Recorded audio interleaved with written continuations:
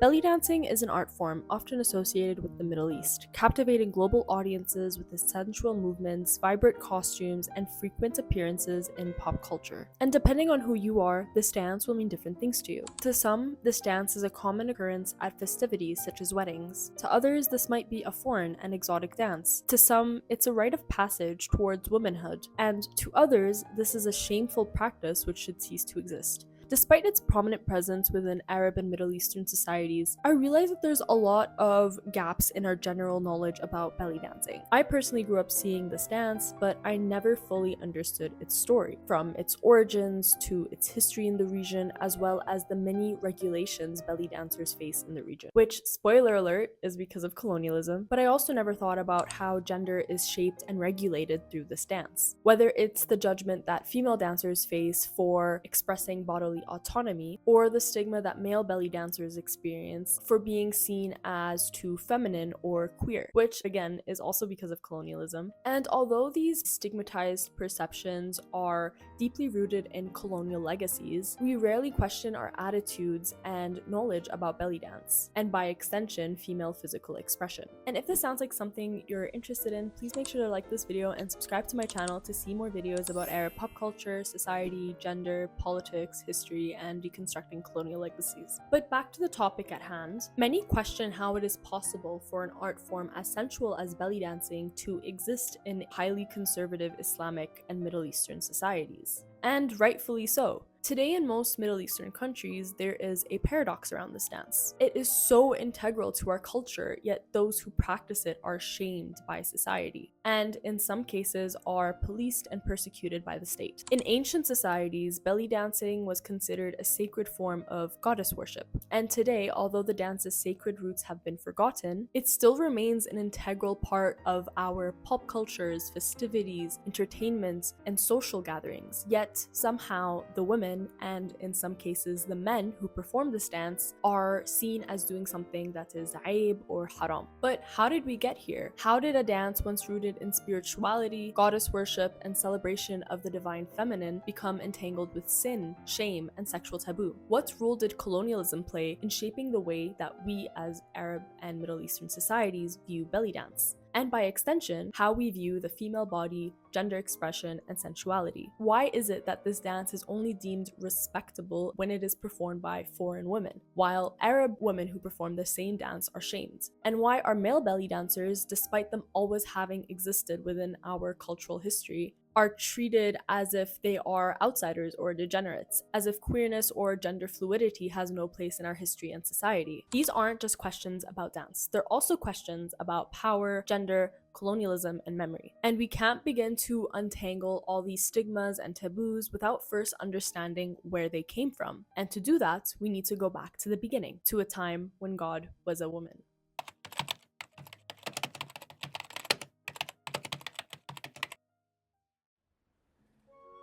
In 1978, Marilyn Stone published a book that challenged the dominant historical narrative that had long treated patriarchal societies and religions as natural or universal. In her book, When God Was a Woman, she shows how most ancient civilizations in the Mediterranean and the Middle East were once matriarchal, centering around goddess worship, the Great Mother, and the divine feminine, basically showing how it was once a time when literally God was a woman. And so within these ancient cultures and societies, women, mothers, elderly women were at the head of societies and households, which greatly differs from today's patriarchal societies in which men or fathers are considered to be leaders within families and societies. Goddess worship was widespread amongst ancient cultures, and some of these female deities were, but are not limited to, Isis in ancient Egypt, Ishtar, also known as Inanna in Mesopotamia, Aphrodite in Greece, Shakti in India, Canaan in Japan, and Alat, Al-Uzza, and Manat in the Arabian Peninsula. One of the reasons why matriarchal systems were favored in early human history may have been because people didn't fully understand yet the biological connection between sex and reproduction. And without knowing that men played a role in creating life, women were viewed as the sole givers of life. This meant that lineage, identity, and inheritance were passed through the mother's side, a matrilineal system where the mother passed down her name rather than the father. And so in matriarchal societies, the woman's ability to give life was something that was sacred. The capacity to bleed, to nurture life, placed women at the center of early religious imagination, with the womb and by extension the belly being a symbol of life itself.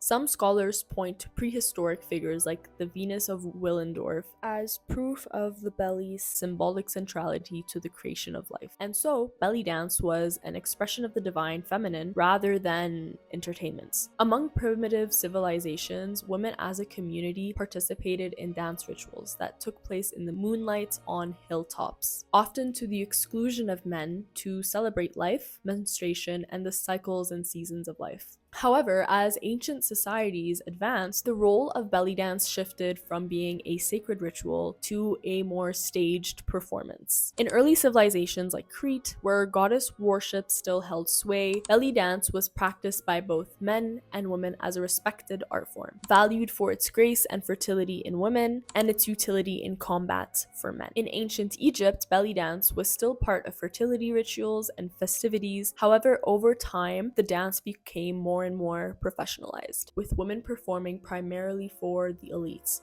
This trend continued in Greece and Rome. The dance remained, but its meaning changed as it became more and more associated with entertainment rather than sacred rituals. And so over time, the sensuality of belly dance started to become more emphasized, and female performers were often viewed through the lens of male desire. So what was once an expression of the divine feminine slowly became a performance for others, particularly a performance for men. But even as belly dance was turned into entertainment, it never fully lost its sacred roots. That is, of course, until God became a man. As time went on, the sacred roots of belly dancing began to fade. With the spread of patriarchal Abrahamic religions in the Middle East, such as Judaism, Christianity, and Islam, the goddess figures which once stood at the center of spiritual life were pushed aside and were rebranded as sinful or forgotten entirely. The female body, which was once worshipped for its life-giving abilities, was now associated with sin, sexual temptation, and shame. While the woman's role in creating life is acknowledged by these religions, women lost their revered status as sacred life givers within their communities, as they became the tempting, sinful daughters of Eve, created by the rib of Adam, created by a man and for a man. To put it shortly, God became a man, and men imposed themselves as gods over women. And before you guys all swarm to the comments to tell me that God is beyond gender, I know that, but the fact remains that in Abrahamic religions, Yahweh, God, or Allah is referred to with male pronouns such as father, king, lord, and in the Quran, huwa, he. So yes, theoretically, God may be beyond gender, but somehow he still ends up sounding like a man. In both ancient Judaism and Christianity, the body, even dance, were initially seen as meaningful and sacred. In Judaism, women were celebrated as life givers, and dance was part of communal worship. And you can see that, for example, in Exodus, when Miriam led the women in dance after the Red Sea crossing. But over time, a growing emphasis on modesty redefined the female body as something to be concealed. And likewise, in the early years of Christianity, the human body was still viewed as something that was sacred, a part of God's creation, so it is to be respected. But by the 2nd century, this view began to shift as the body was considered as a source of sin and temptation. And this change had harsh consequences for women who were seen as bearers of sin women and were blamed for quote unquote tempting men. Sound familiar? In Islamic societies, however, the picture was a little more complex. While belly dancing as a spiritual rite declined, it evolved into an art form. Its divine feminine roots, which we discussed earlier, were obviously suppressed by growing Islamic patriarchal and religious conservative norms. And as genders became segregated through Islam, belly dancing became more private, with women dancing solely among themselves. In the meantime, the women went on practicing the dance of the feminine pelvis among themselves. They did it for their own pleasure and used it in their daily lives and in their ceremonies far as long as the dance had been part of a religious ritual. No male audience had ever been allowed. When women did dance in public, they were often from poorer backgrounds and faced a lot of social stigma. Those who performed in elite homes, however, gained status. For example, the awalim dancers were a category of more educated dancers who were trained not only in dance, but also in music, singing, poetry, and they were respected as artists for their variety of musical and artistic skills. Other dancers dancing in marketplaces or coffee houses were seen as entertainers at best and prostitutes at worst. And so the perception and social status of belly dancers were dependent on their audience. Those who performed for upper classes were dancers of higher status, whereas those who performed in the streets were dancers of lower status. And so belly dancing as a whole wasn't necessarily stigmatized as a profession, rather based on the dancer's social standing, if that makes sense. How dancers perceived varied from one area or one region or one tribe to another. For example, in Algeria, the girls of the Walad Nil tribe were trained to dance from childhood. At age 12, the girls would leave their families, leave their villages to earn a living through dancing. And in these communities, the birth of a daughter was celebrated, as the daughter would be able to bring prosperity and wealth to her family and community through dance. In Egypt, raqs baladī, meaning native dance, remains a key part of daily life, with no wedding, birth, or festivity occurring without the dance. In the Ottoman Empire, the practice of belly dancing continued with both male and female dancers. The male dancers were known as Côte and female dancers were known as censorship. They performed at court, entertaining the elite. However, these roles within the Ottoman Empire were often filled by non-Muslim or Romani performers. For thousands of years, belly dance existed as a sacred expression of the divine feminine, a ritual rooted in fertility, nature, and the power of the female body. And even as cultures of the Middle East became more patriarchal and religious attitudes towards the female body changed and became more restrictive, dancers across the MENA region continued to dance in private ceremonies and public celebrations, and even in political settings. And based on my research for this video, I would say that in the pre-modern era, belly dancing was like a semi-respected profession. It was tolerated in some spaces or places, and it was stigmatized in others. But this, of course, changed with the arrival of European colonizers and Orientalist travelers, who would forever change how belly dance was perceived in the region.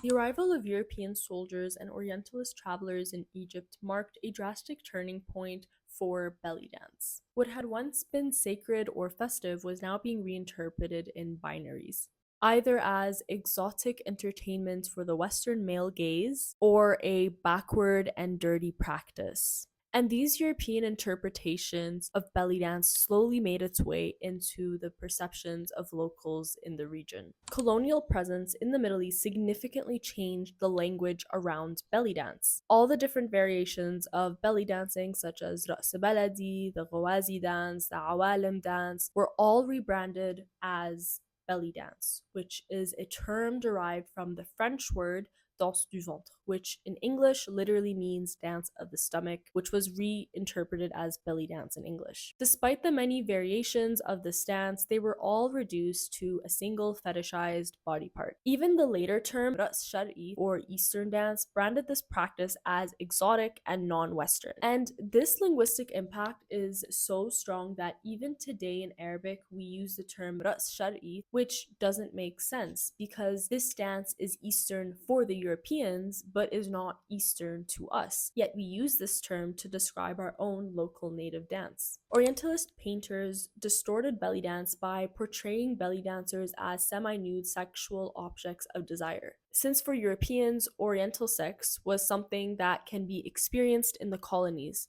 To quote Edward Said, the Orient was a place where one could look for sexual experience unattainable in Europe. Virtually no European writer who wrote on or traveled to the Orient in the period after the 1800s exempted himself or herself from this quest. And these sexual depictions and fantasies described by European Orientalists deeply offended local Arab and Ottoman officials. So much so that in 1834, Muhammad Ali, governor of Egypt, banned women from performing belly dance because of its perceived shamefulness and indecency in the eyes of the Europeans. Belly dance, which had been a key part of Egyptian culture and tradition and a form of female expression for thousands of years, was now banned, not because of changing local values, but because of its perceived shamefulness in the eyes of Europeans. And so women who continued to perform dance now face the risk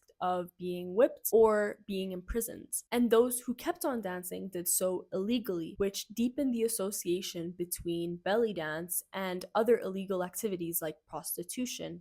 Since female dancers were banned, male dancers took their place in public performances. In Egypt, these dancers were known as the khawala dancers, who had existed long before the arrival of Europeans, but now had the full share of the entertainment market now that women had been banned from dancing. The khawal was a traditional native Egyptian male dancer cross-dressed in feminine attire and was popular up until the late 18th and 19th centuries. These dancers were known as khawal, an Egyptian slang for queer, and were mainly dressed in feminine clothes and outfits. The khawal imitated female Ghazawi by dancing with castanet, self, and companions, painting their hands with henna, braiding their long hair, plucking their facial hair, wearing makeup, and adopting the manners of women. In 18th, 19th century Europe, gender and sexuality were understood through a rigid binary lens. Masculinity and femininity were seen as natural opposites, each tied to specific behaviors, appearances, and moral codes. And so any crossing of these distinct boundaries, like cross-dressing or gender nonconformity, was met with disgust, legal action, and social exclusion. And this inflexible worldview spread as Europeans colonized the globe. They imposed their own moral codes and binary genders on structures and societies that had different ways of expressing and performing gender. And so the khawala dancers were met with extreme disgust by European observers, revealing a deep sense of racism and homophobia towards these dancers. When women belly danced, they were often condemned as immoral for expressing their feminine sensuality. But when men danced in the same way, adopting movements and appearances associated with femininity, it was seen as something even more shameful. And that is because they weren't only expressing their sexuality, they were disrupting the entire European gender order. Unfortunately, these imported Western values around gender and sexuality were then internalized and continue to shape public attitudes towards cross-dressing, gender expression, and belly dance today. They are stars of the country. They are national treasures. What dancer in Lebanon is a national treasure?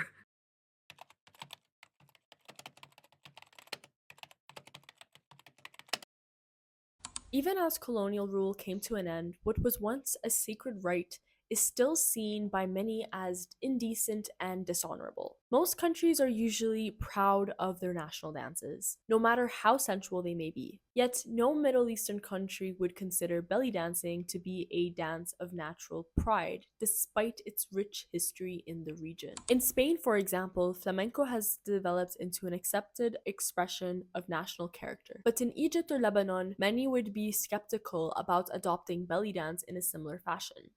During the Nasser era in Egypt, the state took a more active role in reshaping cultural production to align with nationalist ideals. Belly dancing, long a visible part of Egyptian culture, was now subjected to new regulations aimed at controlling its image. Costume guidelines were introduced, requiring dancers to cover their stomachs, a rule which still exists today. In an effort to project a more respectable and modern image of Egypt, belly dancing was banned from appearing in television, with the exception of black and white classic movies, which were deemed culturally acceptable. While belly dancing in general was often seen as immoral, some dancers like the Mahmoud Rida troupe was an exception, seen as respectable, patriotic, and even family-friendly. In the 1970s and 80s, economic growth and the oil boom in the region gave local populations greater disposable income, leading to a peak in Oriental dance performances across the region. But by the 1990s, this popularity of Oriental dance began to decline. As the Gulf War erupted, it disrupted tourism in Egypt, and growing conservatism in Egypt cast this profession into social disapproval. Even today, belly dancers in Egypt must follow a strict set of rules that tightly control how they dress and how they perform. Costumes are legally required to cover the stomach, and dancers must wear shorts under their skirts, which are usually skin-colored and sheer. Dancers must also be licensed with approval from both the censorship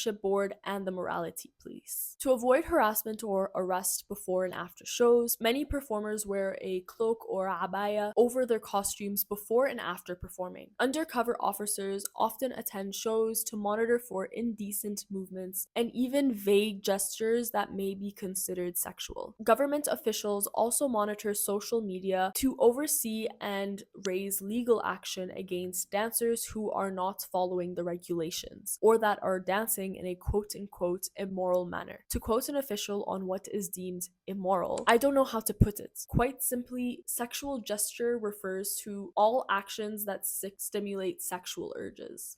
Such vague laws and definitions means that nearly all dancers are always at risk, since a dancer's ability to perform is based on how male officials interpret the level of sexuality of their dances, which, let's be real, will almost always be interpreted as inappropriate or too sexual for these conservative officials. And the legal consequences for belly dancers in Egypt can be quite severe. Most performers who are targeted by morality-based lawsuits end up convicted and in prison, with an estimated 60,000 people imprisoned under Sisi's regime. And so dancers censor themselves on social media to avoid run-ins with the law. Overall, these strict laws put many women in danger, many of whom are already living in difficult or precarious circumstances. For many young women in poor neighborhoods, belly dance is often one of the very few ways they can earn a decent living for themselves, their family, or for their children as single mothers. This stigma around belly dancing is so deep that being called son of a dancer or daughter of a dancer is such a heavy insult in Arabic. And dancers often can't prepare for their shows at home, as they can't risk being seen by family members or neighbors in their performance attire. So these women go to specific beauty salons or dance houses to prepare for their performances. Many hide their work from their families entirely, as they are afraid of the shame that it can bring to them and their families, as well as the risk of being killed at the hands of their own male relatives. And just to be clear, every single belly dance performer that I've seen in documentaries and my research all wanted to pursue belly dance because they wanted to, because it is an art that they deeply enjoy, and for some it is a profession that they wanted to pursue since childhood. But with little protection from the state, poverty and isolation leaves many dancers vulnerable to harassment, exploitation, and even being pushed into sex work. However, even fame doesn't guarantee safety as a belly dancer. Well-known dancers have still faced arrests, lawsuits, and public humiliation. And when these women are faced with sexual assaults at the hands of male audiences, the state does not intervene. And these women are the ones seen as guilty for having enticed the men with their dancing, instead of holding the perpetrators accountable. And so, as I mentioned in the beginning of this video, there is a paradox around belly dancing. It is considered taboo, yet it is still a crucial part of our festivities and our nightlife in the Middle East. Some people are completely against the practice, others don't mind it, and many do enjoy watching belly dancers perform, but let's let's be real, these same people would probably throw a fit if it was their sisters, their daughters, or their wives who were on stage dancing. And I know that I focused a lot on Egypt in this video, and that is because Cairo is considered to be the capital of belly dance. It has the most active nightlife for belly dance in the region, and a lot of the literature and history and documentaries, a lot of the sources that I found focused a lot on Egypt. And unfortunately, I was unable to find a lot of sources on other countries in the region in regards to belly dance, which brings up another problem: the lack of historical writing and documentation of this dance. While I was listening to a Saturday after dinner episode featuring Dr. Nadra Asaf, who is a professor of anthropology and dance at the American University of Beirut, something that really caught my attention in this episode was their discussion on the lack of historical documentation of Middle Eastern dances. Not just belly dance, but Middle Eastern dances in general. Also, their discussion on the lack of funding of the arts in the region. As Dr. Asaf points out in this episode, there is not enough written about our dance, and this kills me because so many people have written books and books and volumes upon volumes about all the other dances, but when you talk about our dance, you can't find anything, and when you do, they are not written by anyone from the region, and this is heartbreaking. Let's say, for example, in the United States, no matter how much they decrease funding for the arts, there is still a tremendous amount of money for the arts, but in our countries, with the financial problems that most of our countries have, the arts come at the end. I know this from my experience in my university where I work. I belong to the School of Arts and Sciences. Arts is even mentioned before sciences, but when we go to funders, they would rather fund other disciplines such as computer science, biology, or business schools. And as for how all this relates to belly dance, I think that there's a vicious cycle between how belly dance is negatively perceived and the lack of funding of the arts in the region. Because there hasn't been enough investment on research, education, or cultural preservation of belly dancing, there's very little accessible knowledge about the history and meaning of belly dance within Middle Eastern history and societies. And as a result, people only see the dance from a surface level as something that is provocative or inappropriate, rather than a rich cultural practice and tradition that has been part of our culture for thousands of years. And this ultimately harms the perceptions of both belly dancers and belly dance as an art form in itself. And while there's definitely a growing number of people within Arab and Muslim communities that appreciate and respect dancers, many stick closely to their negative prejudices. Some countries are more lenient, others enforce even harsher restrictions, but the weight of judgments and scrutiny almost always falls heaviest on Arab Muslim women, since foreign dancers who make up a significant part of the belly dancing industry are treated and perceived differently. Which brings us to our next part on the acceptability of other female dancers. While belly dancing is integral to the region's culture, throughout history it has usually been performed by, or more acceptable to be performed by, slaves or ethnic minorities, or in other terms, the other. And this generally aligns with broader Ottoman labor dynamics, where non-Muslims usually occupied more morally corrupt roles in comparison to Muslim inhabitants of the Ottoman Empire.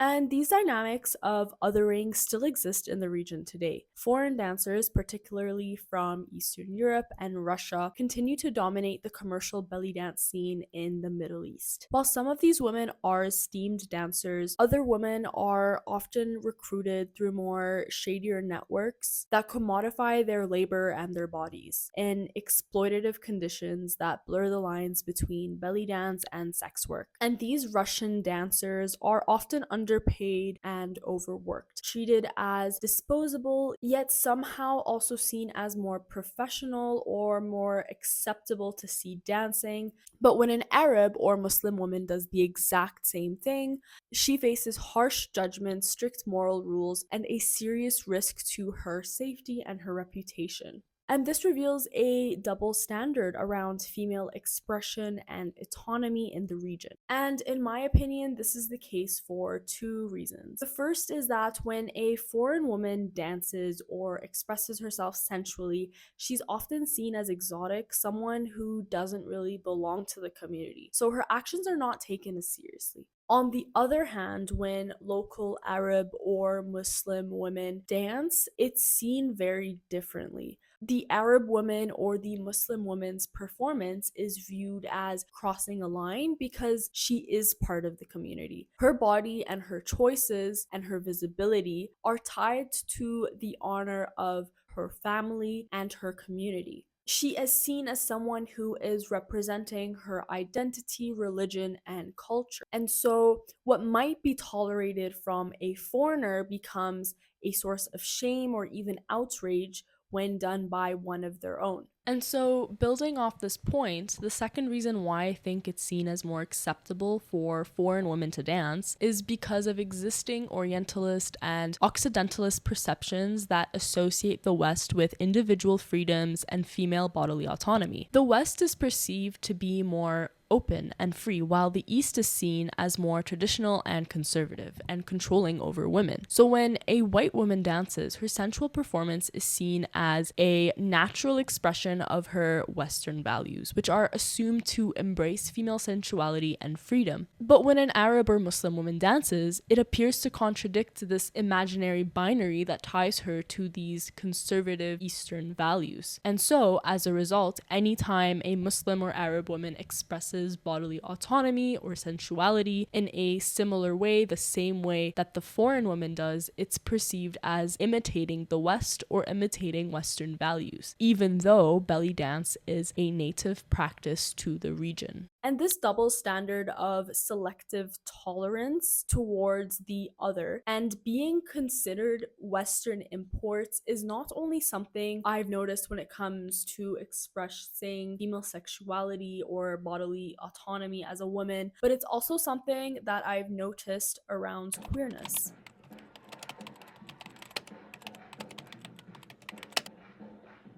In many Middle Eastern societies, I've noticed that there is a noticeable openness or even slight fascination towards foreign, non Arab, LGBTQ individuals. Like, I've personally seen many testimonies online by individuals who lived in the Middle East or did an exchange year in the Middle East, and they have shared very positive testimonies about how their queerness was tolerated in the Middle East. And again, it is tolerated because they are outsiders, because they are foreigners. They are not expected to adhere to the strict norms around gender and sexuality that are in the region. And so their queerness is accepted because it's seen as part of their like natural Western values. However, when a local Arab or Muslim person identifies as queer, they face severe stigmatization. They face familial rejection and sometimes even legal or physical violence. And so their queerness is viewed as something that is negative as it doesn't align with their values. And as a result, queerness is seen as a quote unquote Western import of some sorts. And it is seen as a threat to the Eastern or Islamic social fabric. And that's why it's very important to acknowledge and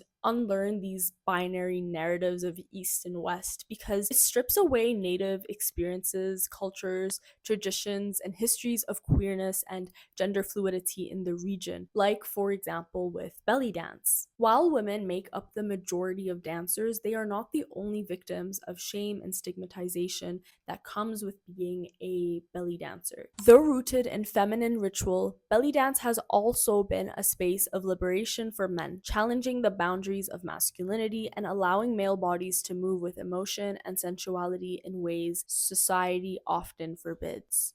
Needless to say that a lot of male dancers in the region face a lot of challenges in pursuing belly dance. Historically, as we've discussed earlier in this video, male dancers were integral parts to traditional belly dance performances like the Küçük in the Ottoman Empire and the Khawala dancers. But contemporary perceptions often stigmatize them, associating belly dancing predominantly with femininity, and so male dancers have to confront stereotypes that question their masculinity and their sexual orientation. Where female belly dancers are often stigmatized for expressing autonomy over their bodies and expressing desire, male belly dancers are stigmatized for their perceived queerness.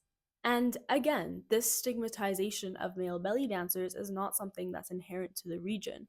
They are the product of colonial era reforms which imported these binary gender norms to the region. Now, it is important to acknowledge that same sex desire and gender nonconformity were at times stigmatized before the arrival of European colonizers in the region, but it was nowhere near the same level or the same severity as it was during and after colonization. And as a result, these imported misogynistic, homophobic, anti-LGBTQ plus values were later institutionalized and internalized as colonies became their own independent nation states. The West now positions itself as the champion of LGBTQ plus rights and feminist rights, but while that may be the case now, that was not only the case, because it was also the West that once exported patriarchal gender norms to colonized societies across the globe.